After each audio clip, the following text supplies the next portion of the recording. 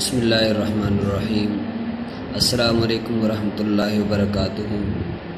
बच्चों, तबीयत आपकी ठीक हो गई और उम्मीद है कि खैरियत से होंगे और जो सबक आप लोगों को पढ़ाया जा रहा है इसको खूब तवज्जो से पढ़ते होंगे और याद करते होंगे, यही उम्मीद है आप लोगों से। और आज हम आपके सामने जिन दो हरूफों को पढ़ेंगे उनमें से सबसे पहला तो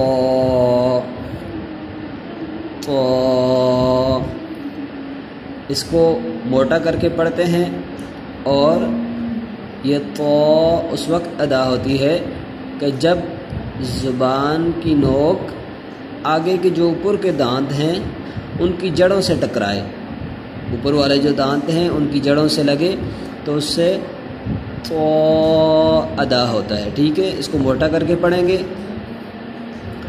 दूसरा हर्फ है हमारे पास वो,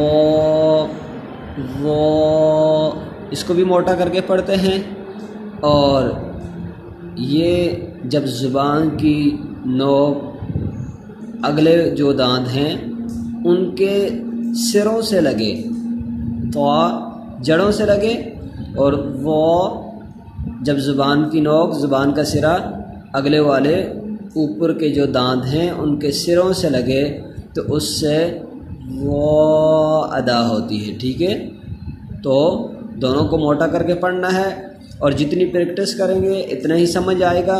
एक दो दफ़ा पढ़ने से ये हरूफ आते नहीं हैं। तो वो,